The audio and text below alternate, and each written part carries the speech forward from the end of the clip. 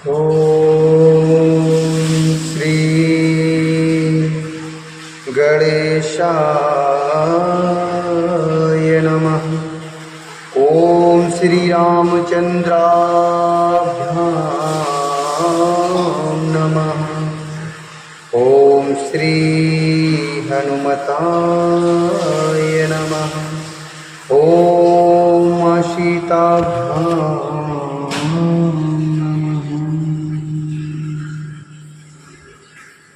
श्रीमद् वाल्मीकि रामायण के बालकांड के पंचम सर्ग में आज हम प्रवेश करेंगे और जिसमें वर्णन है राजा दशरथ द्वारा सुरक्षित अयोध्यापुरी का वर्णन।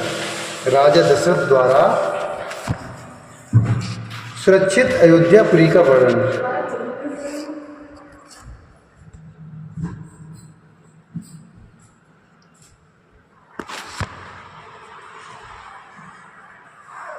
यह सारी पृथ्वी पूर्व काल में प्रजापति मनु से लेकर अब तक जिस वंश के लिए विजयशाली नरेशों के अधिकार में रही है,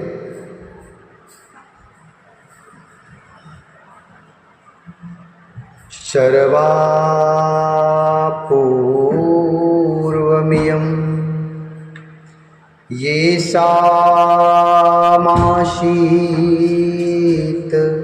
कत्सना वसुंधरा।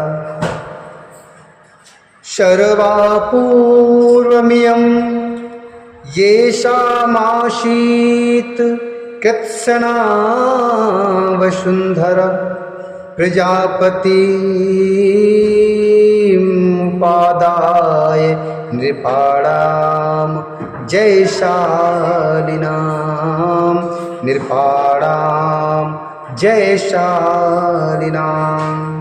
येषां शशगरो नाम सागरो येन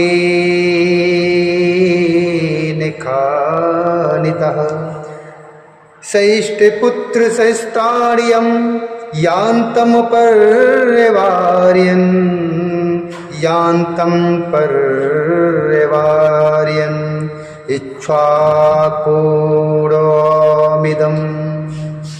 इच्छाकूडामिदं तेषां राज्ञां वंशे महात्मनां। महदुत्पन्नामाख्यानं रामायणमिति श्रुतं। महदुत्पन्नमाख्यानं रामायणमिति श्रुतम्।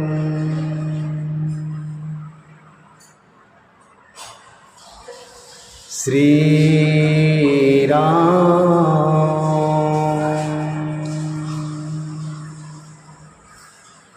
यह सारी पृथ्वी पूर्व काल में प्रजापति मनु से लेकर अब तक जिस वंश के विजयशाली नरेशों के अधिकार में रही है, जिन्होंने समुद्र को खुदवाया था और जिन्हें यात्रा काल में 60,000 पुत्र घेर कर चलते थे, वे महाप्रतापी राजा शगर जिनके कुल में उत्पन्न हुए, इन्हीं इक्ष्वाकुवंशी महात्मा राजाओं की कुल परंपरा में रामायण नाम से प्रसिद्ध महान ऐतिहासिक काव्य की अवतारणा हुई। इस महान ऐतिहासिक काव्य की अवतारणा हुई है। हम दोनों आदि से अंत तक इस सारे काव्य का पूर्ण रूप से गान करेंगे। इसके द्वारा धर्म, अर्थ, काम और मोक्ष चारों पुरुषार्थों की सिद्धि होती है। अतः आप लोग दोष दृष्टि का परित्याग करके इसका श्रवण करें। कौशल नाम से प्रसिद्ध एक बहुत बड़ा जनपद है। कौशल नाम से प्रसिद्ध कौशलो नाम मुदितः स्फीतो जनपदो महान निविष्टः सरयू तीरे प्रभूति धन धान्यवान। प्रभूति धन धान्यवान। अयोध्या नाम नगरी तत्रासीलोक विस्तृता मनुना मानवेन्द्रेणया पुरी निर्मिता स्वयं। कौशल नाम से प्रसिद्ध एक बहुत बड़ा जनपद है। जो सरयू नदी के किनारे बसा हुआ है। वह प्रचुर धन धान से संपन्न, सुखी और समृद्धशाली है। उसी जनपद में अयोध्या नाम की एक नगरी है जो समस्त लोकों में विख्यात है। उस पुरी को स्वयं महाराज मनु ने बनवाया और बसाया था। वह शोभाशालिनी महापुरी 12 योजन लंबी और 3 योजन चौड़ी थी। वहाँ बाहर के जनपदों में जाने का जो विशाल राजमार्ग था, वह उभय पार्श्व में विविध वृक्षावलियों से विभूषित होने के कारण सुस्पष्टतया अन्य मार्गों से विभक्त जान पड़ता था। सुंदर विभागपूर्व बना हुआ महान राजमार्ग उस पुरी की शोभा बढ़ा रहा था। उस पर खिले हुए फूल बिखेरे जाते थे। तथा प्रतिदिन उस पर जल का छिड़काव होता था। जैसे स्वर्ग में देवराज इंद्र ने अमरावती पुरी बसाई थी, उसी प्रकार धर्म और न्याय के बल से अपने महान राष्ट्र की वृद्धि करने वाले राजा दशरथ ने अयोध्यापुरी को पहले की अपेक्षा विशेष रूप से बसाया था। वह पुरी बड़े बड़े फाटकों और किवाड़ों से सुशोभित थी। उसके भीतर पृथक पृथक बाजारें थीं। वहाँ सब प्रकार के यंत्र और अस्त्र शस्त्र संचित थे। उस पुरी में सभी कलाओं के शिल्पी निवास करते थे। स्तुति पाठ करने वाले सूत और वंशावली का बखान करने वाले मागध वहाँ भरे हुए थे। वह पुरी सुंदर शोभा से संपन्न थी। उसकी सुषमा की कहीं तुलना नहीं की जाती थी। वह ऊंची ऊंची अट्टालिकाएं थीं जिनके ऊपर ध्वजा फहराते थे। सैकड़ों शतगणियों अर्थात तोपों से वह पुरी व्याप्त थी। उस पुरी में ऐसी बहुत सी नाटक मंडलियां थीं जिनमें केवल स्त्रियां ही नृत्य एवं अभिनय करती थीं। वधू नाटक संघैश्च संयुक्तां सर्वतः पुरीं उद्धानां रवणोपेतां महितीं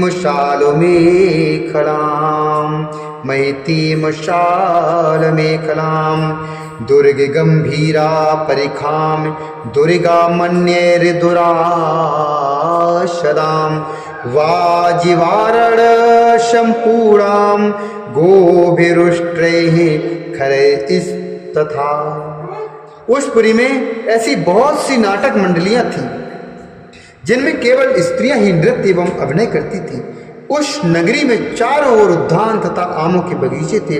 लंबाई और चौड़ाई की दृष्टि से वह पुरी बहुत विशाल थी तथा शाखू के वन उसे सब ओर से घेरे हुए थे।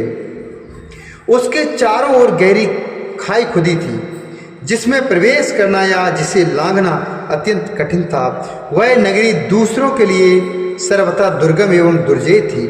घोड़े, हाथी, गाय, बैल, ऊंट तथा गधे आदि उपयोगी पशुओं से वह पूरी भरी पूरी थी। कर देने वाले सामंत नरेशों के समुदाय उसे सदा घेरे रहते थे। विभिन्न देशों के निवासी वैश्य उस पुरी की शोभा बढ़ाते थे। वहाँ के महलों का निर्माण नाना प्रकार के यंत्रों से हुआ था। वे गगनचुंबी प्रसाद पर्वतों के समान जान पड़ते थे। उनसे उस पुरी की बड़ी शोभा हो रही थी। बहुसंख्या के कूटागारों अर्थात गुप्त गृहों अथवा स्त्रियों के क्रीड़ा भवनों से भरपूर वह नगरी इंद्र की अमरावती के समान जान पड़ती थी। उसकी शोभा विचित्र थी। उसके महलों पर सोने का पानी चढ़ाया गया था अथवा वह पुरी धूत फल के आकार में बसाई गई थी। धूत फल के अर्थात गोविंद राज की टीका में अष्टापद का अर्थ सारी फल या धूत फलक किया गया है।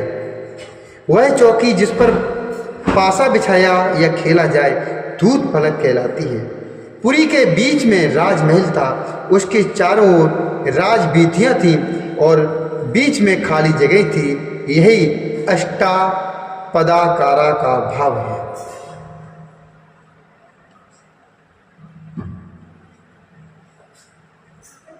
श्रेष्ठ एवं सुंदरी नारियों के समूह उस पुरी की शोभा बढ़ाते थे। वह सब प्रकार के रत्नों से भरी पूरी तथा शतमहले प्रसादों से सुशोभित थी। पूर्ववासियों के घरों से उसकी आबादी इतनी घनी हो गई थी कि कहीं थोड़ा सा भी अवकाश नहीं दिखाई देता था। उसे समतल भूमि पर बसाया गया था। वह नगर जड़हन धान के चावलों से भरपूर थी। वहाँ का जल इतना मीठा या स्वादिष्ट था मानो ईख का रस हो। भूमंडल की वह सर्वोत्तम नगरी दुंदुबी, मृदंग, वीणा, पड़ाव आदि वाद्यों की मधुर ध्वनि से अत्यंत गूंजती रहती थी। देवलोक में तपस्या से प्राप्त हुए सिद्धों के विमान की भांति उस पुरी का भूमंडल अर्थात उस पुरी का भूमंडल में सर्वोत्तम स्थान था। वहाँ के सुंदर महल बहुत अच्छे ढंग से बनाए गए और बसाए गए थे।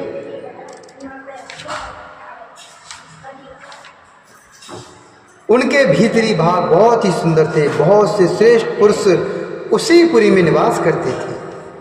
जो अपने समूह से बिछुड़कर असहाय हो गया हो, जिसके आगे पीछे कोई ना हो, अर्थात जो पिता और पुत्र दोनों से हीन हो, तथा जो शब्द वेदी बाण द्वारा बेधने योग्य हो अथवा युद्ध से हारकर भागे जा रहे हों, ऐसे पुरुषों पर जो लोग बाण का प्रहार नहीं करते, जिनके सदै सदाए हाथ शीघ्रतापूर्वक लक्ष्य भेद करने में समर्थ हैं, अस्त्र शस्त्रों के प्रयोग में कुशलता प्राप्त कर चुके हैं, तथा जो वन में गरजते हुए मतवाले सिंहों, व्याघ्रों और सुअरों को तीखे शस्त्रों से एवं भुजाओं के बल से भी बलपूर्वक मार डालने में समर्थ हैं, ऐसे शस्त्रों महारथी वीरों से अयोध्यापुरी भरी पड़ी थी। उसे महाराज दशरथ ने बसाया और पाला था। अग्निहोत्री, शम, दम आदि उत्तम गुणों से संपन्न तथा 6 अंगों सहित संपूर्ण वेदों के पारंगत विद्वान श्रेष्ठ ब्राह्मण उस पुरी को सदा घेरे रहते थे। वे शस्त्रों का